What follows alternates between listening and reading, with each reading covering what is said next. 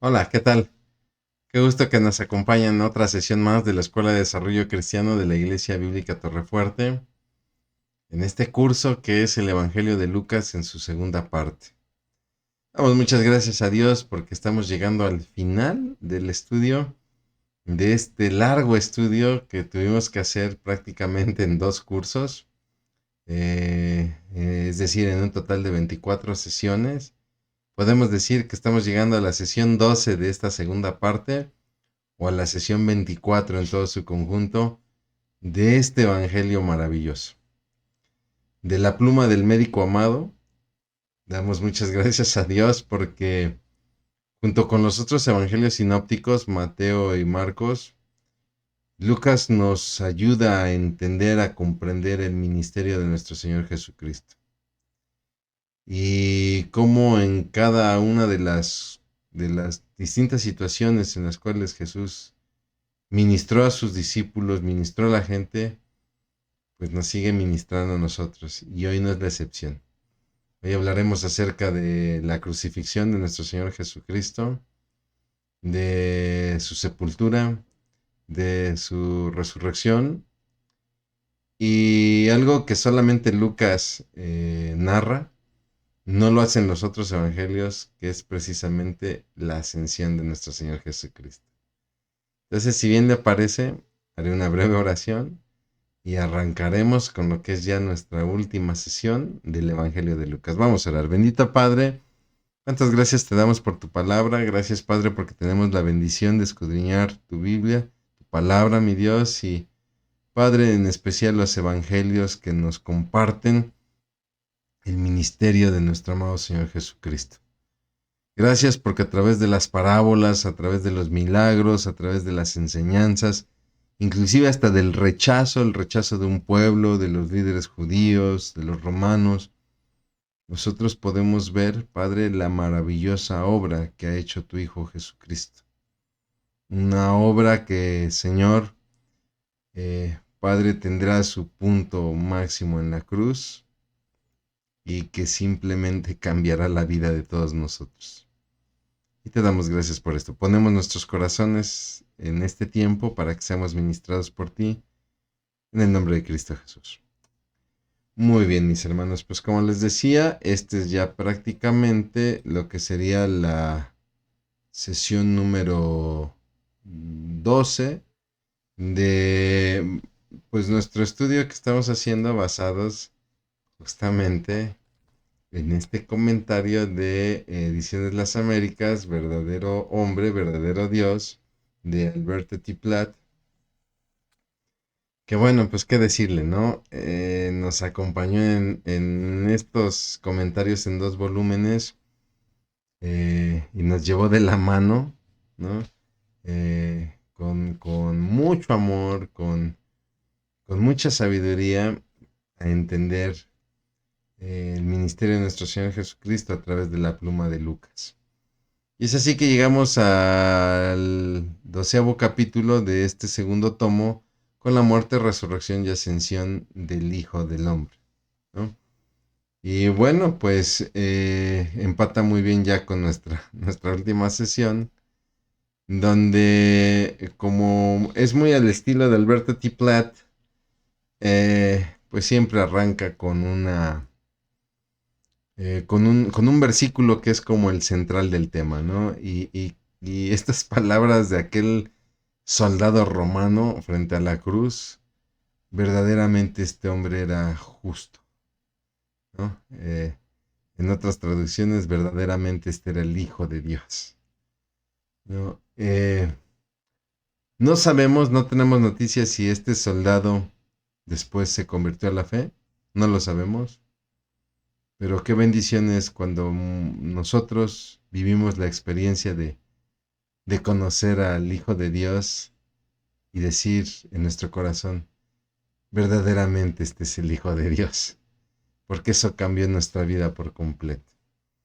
Recuerde que lo que nos recomienda, perdón, el autor Alberto T. Platt al estudiar los hechos de la última semana de ministerio de nuestro Señor Jesucristo, es decir, desde que se da esta entrada triunfal en Jerusalén hasta lo que veremos en la sesión de hoy, muchos optan por estudiarlo por días, ¿no? ¿Qué pasó el domingo? ¿Qué pasó el lunes? ¿Qué pasó el martes? Y lo venimos haciendo así.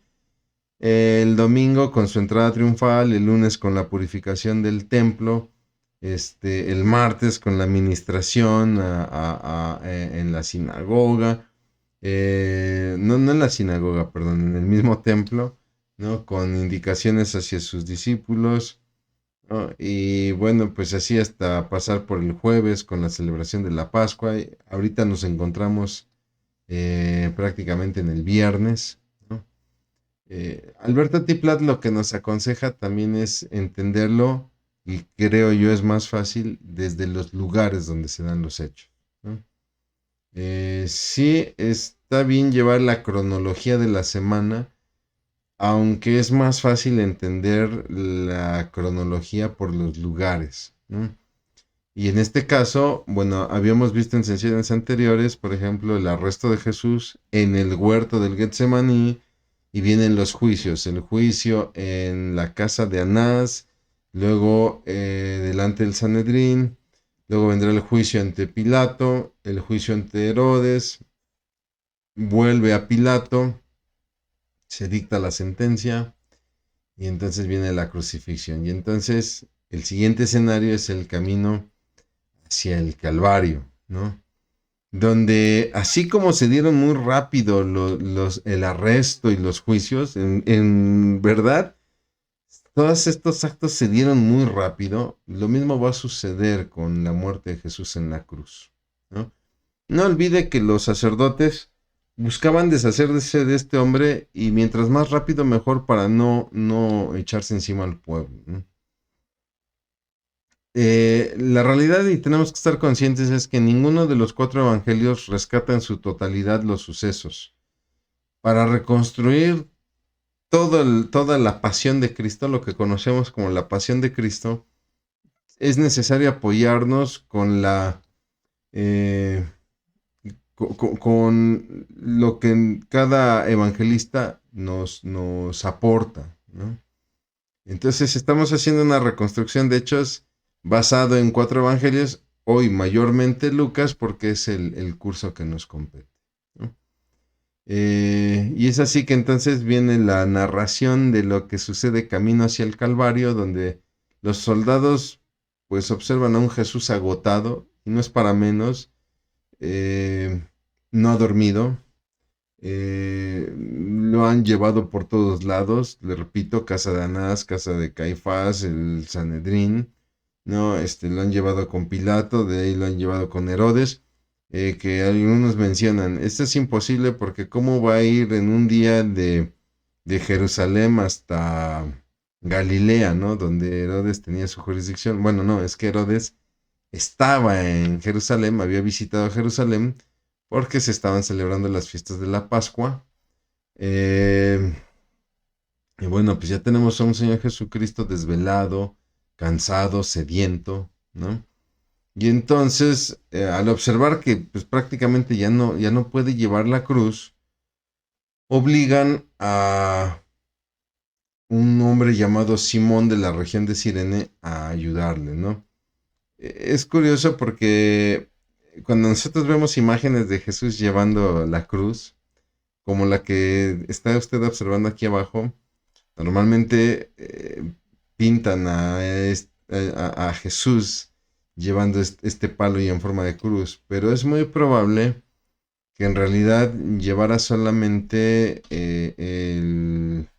lo que diríamos así, una viga larga, ¿no? No la viga corta, porque normalmente en los procesos de crucifixión, la cruz ya se llegaba a armar en el momento en que se iba ahí a clavar a la persona, ¿no? Mm, En este camino hacia el Calvario, bueno, pues le piden a este Simón de Cirene que ayude a Jesús, y ahí hay un grupo de mujeres que están llorando, ¿no? Y se da este famoso diálogo donde dice, hijas, no lloren por mí, lloren por ustedes y por sus hijos. Y casi siempre en las películas, cuando ponen este pasaje, ponen a María Magdalena, ponen a María la Madre de Jesús, ¿no? pero no, tenemos que estar conscientes que no se trata de ellas, ¿no? No tendría sentido las palabras de Jesús. ¿Por qué tendrían que llorar por ellas y por sus hijos? ¿No? Tenemos que recordar que la Biblia nos dice que todos ellos seguían al Señor Jesucristo de lejos. Simplemente son mujeres, ¿no? Son mujeres que, pues, ante el espectáculo de un hombre que ha sido azotado, que ha sido maltratado, que ha sido golpeado, que se está desangrando, que está siendo torturado, pues, obviamente el impacto es tal que se están compadeciendo. Y entonces Jesús les dice, no lloren por mí, lloren por ustedes y por sus hijos. Y no es que Jesús esté despreciando sus condolencias, lo que les está pidiendo es que consideren su futuro y se arrepientan. Esto que estoy pasando es porque ustedes lo pidieron, ¿no? Ustedes lo pidieron y dijeron que mi sangre sea sobre su cabeza y sobre la de sus hijos. Y, y mejor lloren ¿por qué? Porque en ese momento Israel, el pueblo está rechazando a su Mesías. Y obviamente eso va a tener consecuencias terribles, palpables en el año 70 con la ocupación romana y la destrucción de Jerusalén. Es así que Jesús es llevado al Gólgota. Lucas no le llama el Gólgota, Lucas le llama el Calvario, el monte Calvario. Calvario procede de un vocablo latín que significa calavera. Y se llama así porque era un monte que tenía la forma como de un cráneo de calavera, ¿no? Algunos dicen que el Monte Calvario se llamaba así porque había restos de huesos, ¿no? De restos óseos regados por todo el monte. Pero en realidad, aunque suena, pues si me permite el término muy hollywoodense, ¿no? En realidad es poco probable. ¿Por qué? Porque difícilmente los judíos tolerarían un lugar así, ¿no? Recuerde usted que tocar muerto era signo de inmundicia. Los judíos eran enemigos de tener restos humanos al aire libre.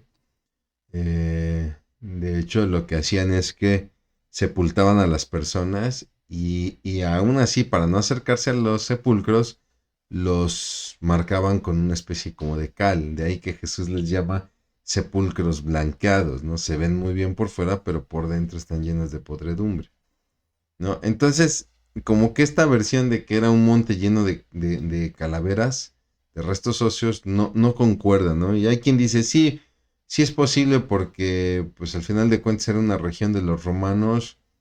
No, en ese sentido, si me permite usted la expresión que usan los jóvenes hoy, bueno, no tan hoy, el judío en ese sentido era muy picky, ¿no? Era muy, muy especial, muy reservado. Bien, es así entonces que ya ahí en el Gólgota, en el monte de la calavera, se da el proceso de crucifixión, donde ningún evangelista va a detallar el proceso. Hay dos procesos en la pasión de Cristo que no se detallan, que es el de la crucifixión, o sea, no nos dice eh, cómo fue clavado, en dónde fue clavado. Ahí esta polémica que dicen que si los clavos fueron en la palma de la mano o que si fueron aquí por debajo de la muñeca. No lo sabemos, la Biblia no lo describe. Tampoco nos describe el proceso de resurrección. La Biblia no nos dice cómo fue el proceso de resurrección, si el cuerpo empezaba a descomponerse y se detuvo esa descomposición y el espíritu entró en el cuerpo. No lo sabemos, ¿no? Lucas simplemente refiere que ahí en el Monte Calvario le crucificaron. Y entonces, pues nosotros tenemos que ver esta práctica de la crucifixión como uno de los métodos de tortura más terribles y en su máxima expresión, ¿no? Su origen, de hecho, no es romano. Todo el mundo habla de la crucifixión romana, pero en realidad los romanos no inventaron la crucifixión. Quienes la inventaron fueron los fenicios de la región de África del Norte, ¿no? Estos fenicios que llegaron a conquistar la región del norte de África y para ser más precisos, los que habitaban en la ciudad de Cartago. Ellos fueron los primeros que empezaron a emplear la tortura de la crucifixión. Digamos que los romanos lo que hicieron ya fue simplemente pues perfeccionarla, ¿no? Que de perfecto obviamente no tiene nada, ¿no? Pero digamos que perfeccionaron este arte de la tortura y estaba destinado para los criminales de la peor clase, ¿no? Los peores criminales. La cruz de nuestro Señor Jesucristo, entonces tenemos que entenderla como algo más allá de un simple simbolismo de sufrimiento, ¿no? Eh, de repente estilamos llevar una cadena con una cruz porque en ella pensamos que se representa la santidad y el sufrimiento, noble sufrimiento, pero si lo vemos desde su origen, como instrumento de tortura, pues es como si yo de repente trajera una cadenita con la imagen de una silla eléctrica. No quiero decir, y por favor no me malinterprete el comentario, no quiero decir que si usted usa un colguije con una cruz está mal, ¿no? No tenemos que perder de vista que lo noble no fue la cruz, sino la obra y las palabras de Jesús, de este Dios hombre, en esa cruz, ¿no?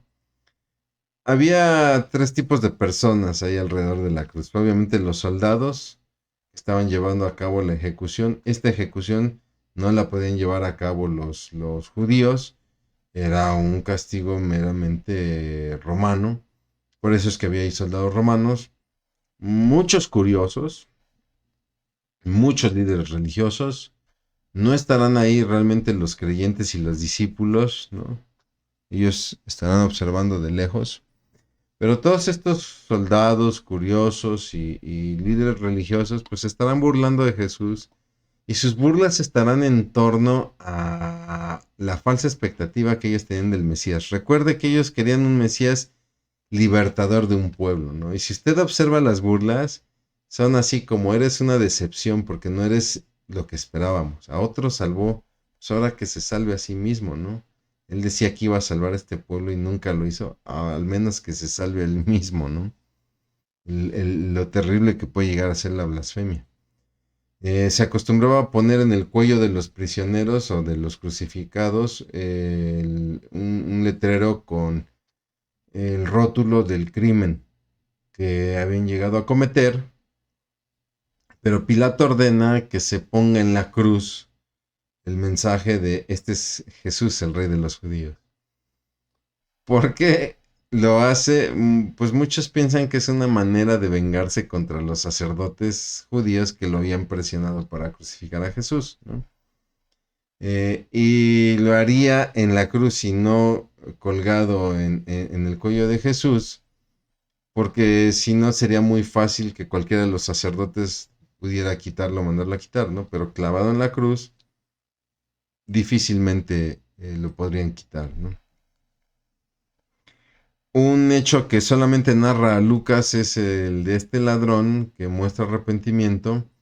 Aunque si analizamos Mateo 27:44 nos dice que los dos ladrones le injuriaban, ¿no? Entonces posiblemente sí, los dos le injuriaban, pero tomen en cuenta que los dos fueron testigos del trato tan terrible de parte de los sacerdotes, de aquellos que se supone estaban para bendecir al pueblo, ¿no? Y al escuchar las reacciones de Jesús, de un hombre que bien pudiéndose quejar o defender o qué sé yo, simplemente como dice Isaías, como oveja fue llevado al matadero, ¿no? Como oveja a sus trasquiladores donde no respondió, donde se sometió. Pues eso seguramente tuvo que haber impactado a estos hombres, ¿no? Al menos uno de ellos, porque uno de ellos es el que reconoce la inocencia de Jesús y entonces se convence de su pecado. ¿No te da cuidado que este hombre es inocente? Al menos tú y yo estamos sufriendo lo que merecemos por lo que hicimos, ¿no? Pero este no ha hecho nada. Entonces, es este ladrón en la cruz lo que va a hacer, va a terminar haciendo lo que Israel en toda la nación nunca pudo hacer, que fue pedir misericordia de Dios. Mi hermano, mi hermana, en el cristianismo consiste en pedir y buscar la misericordia de Dios, ¿no? Sobre todo lo que en el cristianismo le llamamos recibir a Cristo. Hoy lamentablemente hemos hecho del concepto de recibir a Cristo, lo hemos delegado simplemente a una oración. ¿Quieres recibir a Cristo? Haz esta oración. Pero tenemos que entender que recibir a Cristo es este acto en el cual uno se convence de su pecado, uno entiende que Jesús llevó esa carga siendo inocente y entonces necesita de su misericordia. Si yo tengo estos sentimientos, estas cargas en mi corazón, las entiendo y las llevo en mi corazón y busco de esa misericordia por ese pecado que reconozco, entonces en verdad estoy aceptando a Cristo en mi corazón, estoy teniendo este nuevo nacimiento, ¿no? La respuesta de Jesús, ¿no? De cierto te digo que hoy estarás conmigo en el paraíso, pues demuestra dos cosas interesantes. Número uno, que de nada sirven las buenas obras, ¿no? Jesús no le dice, pues, si quieres estar conmigo en el paraíso, pues haz buenas obras, pues, ¿en qué tiempo, en qué momento, si el ladrón está ya para morir, ¿no? Y también la inexistencia del concepto del purgatorio que surgió ahí en la Edad Media con la teología agustiniana, ¿no? Donde se trataba de explicar la situación espiritual de muchas personas a través de una especie de limbo, ¿no? Bueno, no es muy claro si merecen el cielo o el infierno, pues vamos a llevarlos a una especie de antesala llamada purgatorio, ¿no? Tampoco es válida la traducción que de repente muchos hacen de cambiar el lugar de la palabra hoy. El original, y es muy claro, ¿no? Esto es importante aclararlo. El original deja muy claro que lo que Jesús le dice a este ladrón es: de cierto te digo que hoy va a suceder esto, que hoy tú vas a estar conmigo en el cielo, ¿no? Hay quienes han pretendido mover ese hoy y nos dicen, no, no, no, lo que pasa es que lo que Jesús dijo fue: de cierto te digo hoy que tú estarás conmigo en el paraíso algún día, ¿no?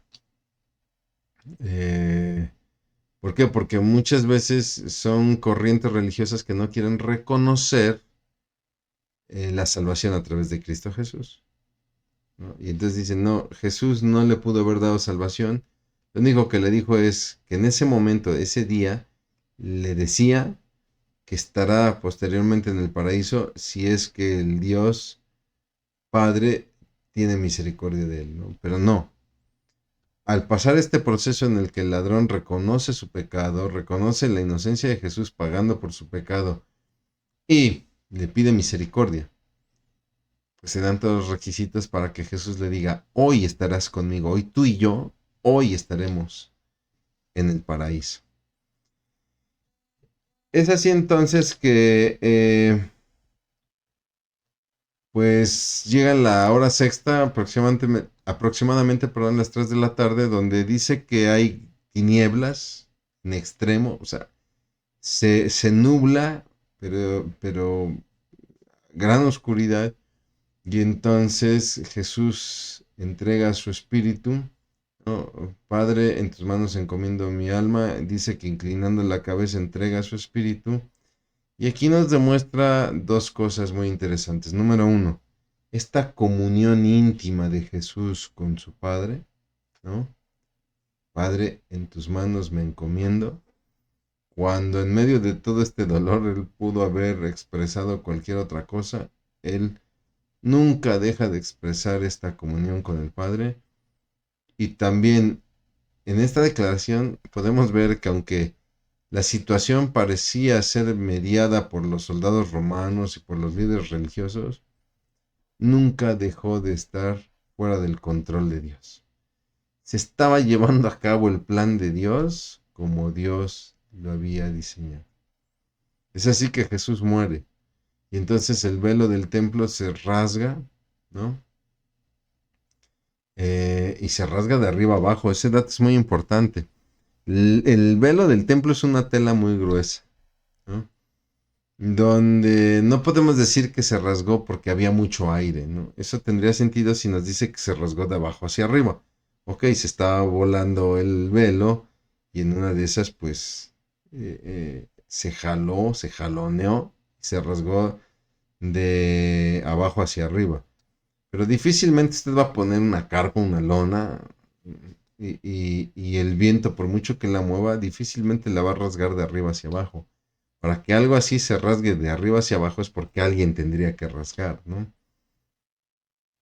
Y es así. La mano divina rasgará ese velo de arriba hacia abajo, indicando que el sacrificio perfecto de Jesús es aceptado por Dios. Por lo tanto, ya no es necesario el velo y hay un acceso directo a Dios, al Padre, por medio de esta ofrenda perfecta que es nuestro Señor Jesucristo. Por lo tanto, todo aquel que participa de esta ofrenda perfecta tiene un acceso directo. Ya no necesita el sacerdocio mediador y mucho menos el de la costumbre, ¿no? Y es así que muchos son testigos de la muerte de Jesús a esta hora sexta y serán afectados en su conciencia, ¿no? Como este soldado romano que dice verdaderamente este hombre era justo. De hecho, muchos de estos testigos son a los que Pedro les ministra ahí en el día de Pentecostés diciendo, ustedes estaban ahí, ustedes mataron al Señor Jesucristo, pero Él tiene misericordia de ustedes. Y por eso es que muchos van a creer, porque muchos se quedaron pues tocados en su conciencia. Dijeron, rayos, creo que en verdad era el Hijo de Dios y exigimos su muerte, ¿no? Los amigos y los discípulos, recuerde, estaban presenciando de lejos todas estas cosas, ¿no? Es muy fácil criticarlos, es muy fácil juzgarlos como de cobardes, pero si lo vemos, no se podía hacer nada, ellos no podían hacer nada. Si hubieran intentado hacer algo, hubieran ido en contra del plan de Dios. Era difícil porque era levantarse contra dos sistemas muy poderosos, el romano, obviamente, pero también el del sacerdocio judío. Ambos perversos, a más no poder, ¿no? Y si alguno de ellos se hubiera querido levantar, estaríamos hablando de un héroe en un plan divino donde no hay lugar para héroes más que nuestro Señor Jesucristo, ¿no? De hecho, si lo observamos, el haberlo seguido de lejos requería mucho valor y creo que hay que reconocer ese valor antes que juzgarlos de cobardes, ¿no? Es así que se da la sepultura. Llegamos al día sábado, es el día de reposo, donde un miembro del Sanedrín, de este consejo de ancianos, mayormente saduceos, pues se presenta ante Pilato para pedir el cuerpo, ¿no? Es un hombre que, si bien es cierto es miembro del Sanedrín, nunca estuvo de acuerdo en los planes del Sanedrín para matar a Jesús. Eh, Este José de Arimatea poseía una tumba cerca de la ciudad y entonces, pues vaya pantalones, disculpen usted la expresión, pero vaya pantalones de este José de Arimatea para presentarse ante Pilato, ¿no? Porque tome en cuenta que es un miembro del Sanedrín y si en ese momento Pilato estaba molesto con alguien, era con el Sanedrín que le habían presionado, ¿no? O sea, si tú no lo condenas, tú puedes ser tenido como traidor ante Roma, ante César, ¿no? Y esa es una presión que va a terminar cediendo Pilato, pero que no le quedará muy en gracia, ¿no? Entonces, qué difícil ha de haber sido para José de Arimatea, como miembro del Sanedrín, presentarse ante Pilato para pedir el cuerpo. Por eso es que Pilato, y también por consejo de los sacerdotes que por ahí estaban presentes, dicen, pues acompáñenlos con una guardia romana, no vaya a ser que al rato pierdan el cuerpo y se inventen que resucitó, ¿no? Sabemos por Juan que había otro miembro también del Sanedrín acompañando a José de Arimatea y que en este caso se trata de Nicodemo, ¿no? Las mujeres que seguían de lejos todo el proceso fueron testigos de dónde se sepultó a Jesús. Por lo tanto, si hay sepultura de Jesús, tenemos que estar conscientes que su muerte fue real. Y si bien es cierto que la ley judía, la ley mosaica, permitía embalsamar cuerpos en el día de reposo, lo que no permitía era comprar cosas y preparar los ungüentos en día de reposo. Entonces Jesús no va a poder ser embalsamado en día de reposo, no porque estuviese prohibido, sino porque todo, le repito, fue tan repentino que pues obviamente las mujeres no pudieron comprar las cosas y entonces Jesús va a ser sepultado un sábado con la intención de que terminando el día de reposo las mujeres se presentaran ahora sí para preparar el cuerpo, perdón, y de esta manera ya embalsamarlo para su completa sepultura, ¿no? Que va a suceder que entonces eh, pues llega el domingo, ¿no? Ha terminado el día de reposo y ahora las mujeres se presentan ya con las especias y los ungüentos listos para preparar el cuerpo porque ya se podía hacer, ya había terminado el día de reposo y pues llevan la sorpresa de que la tumba está vacía. Y no solamente eso, sino que hay varones, dice Lucas, con vestiduras resplandecientes y entonces las mujeres tienen temor. ¿Por qué? Porque entienden que se tratan de ángeles o de varones de Dios. Le repito, no hay como una revelación exacta de cómo fue el proceso de resurrección, ¿no? Los evangelios no detallan, no nos dicen si una luz entró al sepulcro, si fue un viento, como sucedió, por ejemplo, con el bautismo, ¿no? Donde dice que el Espíritu descendió como forma de paloma. Aquí no nos dice qué pasó, porque los evangelios se centran en los acontecimientos después del evento, ¿no? Es así entonces que las mujeres llegan a una tumba vacía, están ahí los varones y los varones les comparten un bello mensaje a estas mujeres, que aquí lo desglosamos en 3 puntos, ¿no? Y sí, hay que decirlo, ¿no? Están desglosados en una manera didáctica, ¿no? El problema de desglosar las cosas es que muchas veces sacrificamos la espiritualidad del mensaje porque la volvemos muy académica, ¿no?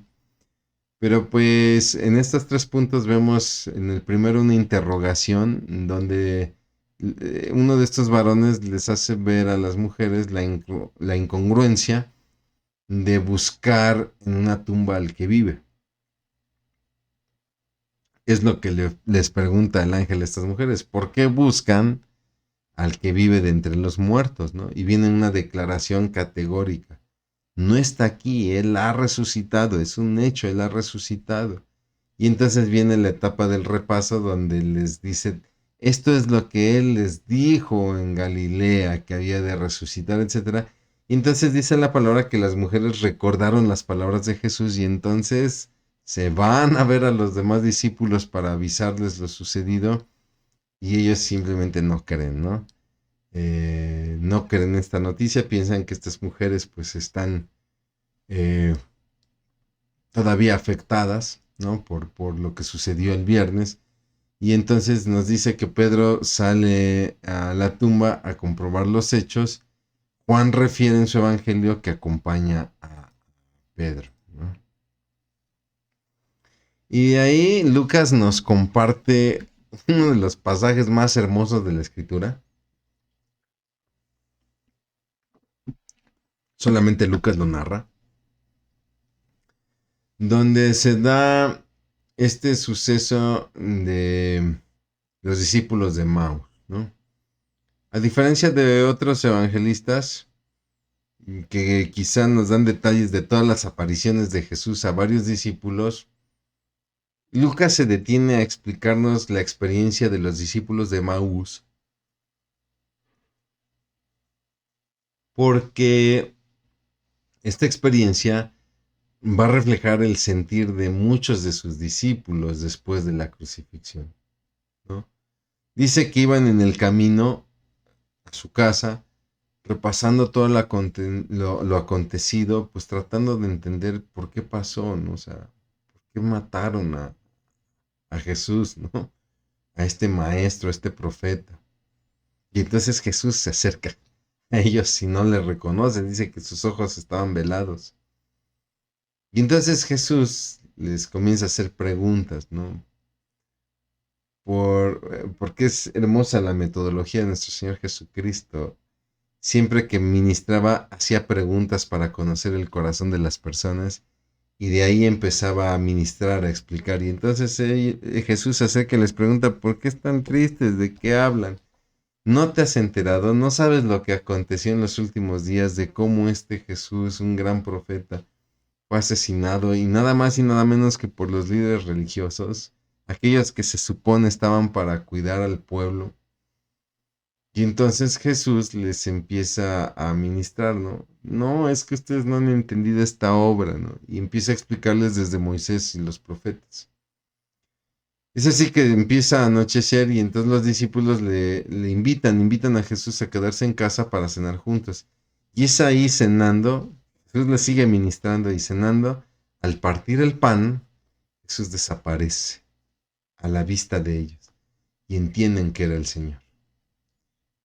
Y dice la palabra que experimentan un gozo tal, sobre todo por la enseñanza, no ardía nuestro corazón cuando nos mostraba las escrituras, que entonces regresan a Jerusalén, no importando la hora, ellos se regresan a Jerusalén para notificar a los demás discípulos, ¿no?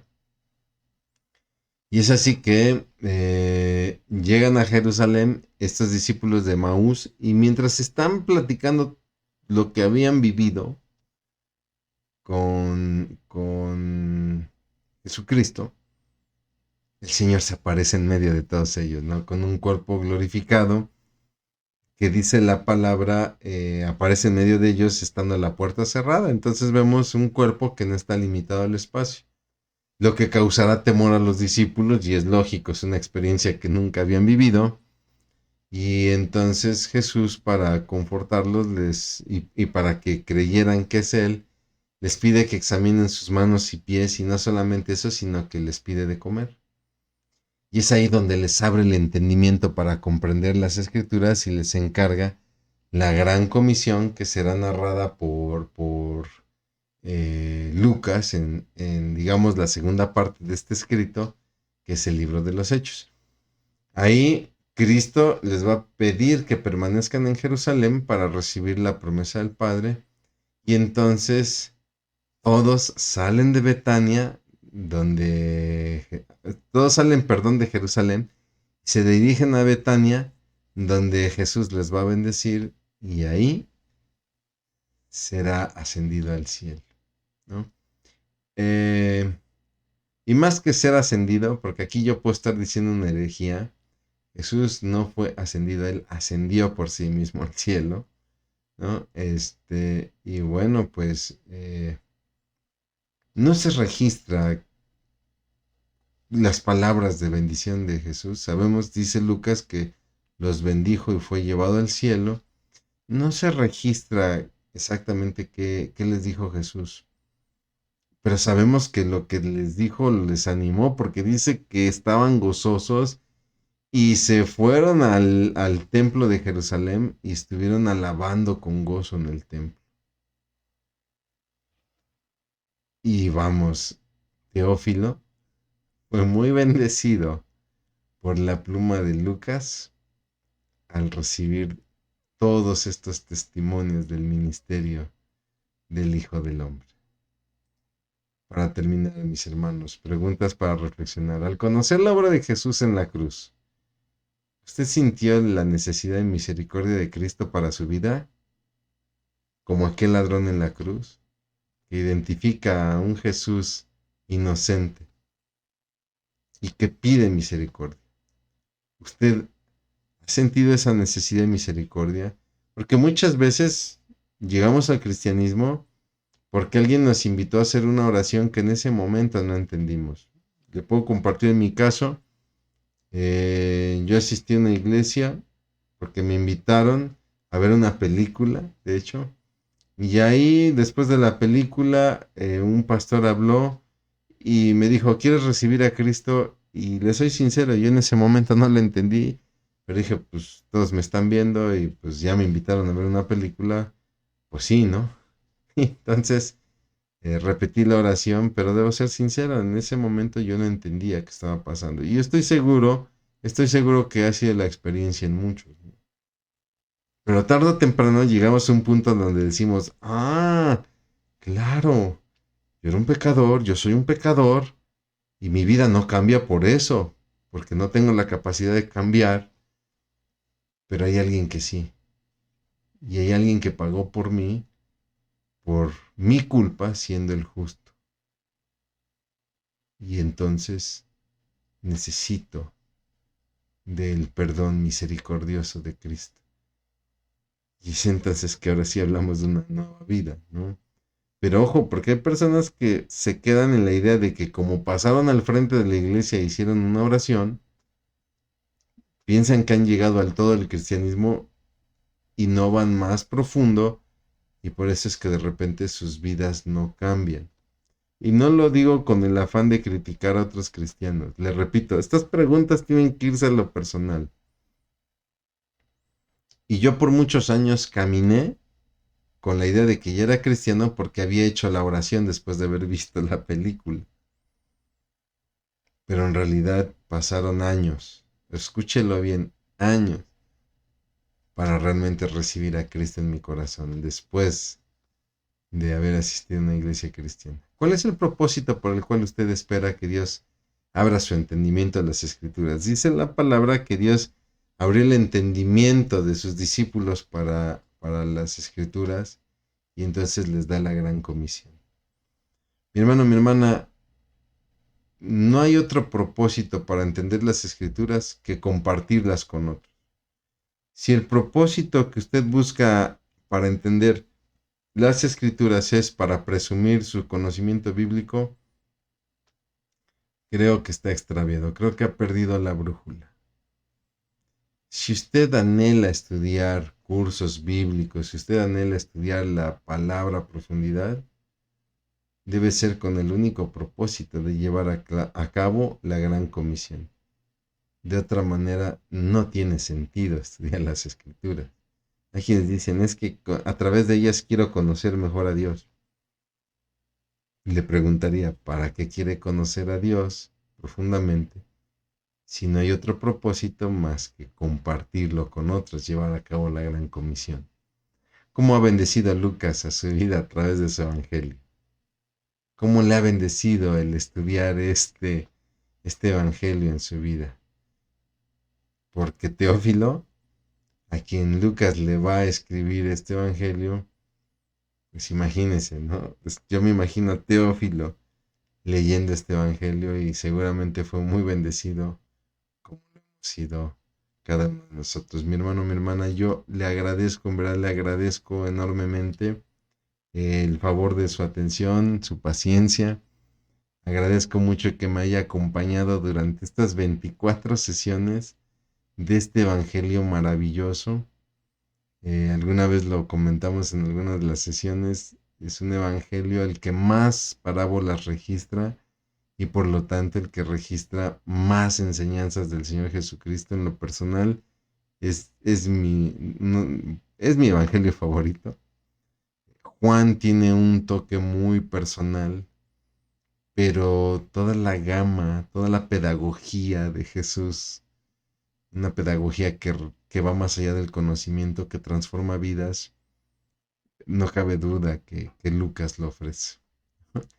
Y bueno, pues en verdad agradezco que me haya acompañado. Haré una breve oración y terminaremos con nuestro curso del Evangelio de Lucas. Vamos a orar. Bendito Padre, qué bendición, Señor Padre, es recorrer tu palabra, escudriñarla, meditarla, pero ahora falta lo más importante, Padre, que es vivirla, que es obedecerla, que es hacer la carne en nuestra vida, mi Dios. Padre, ayúdanos a ser obedientes ante todo lo escuchado, ante todo lo meditado, Padre.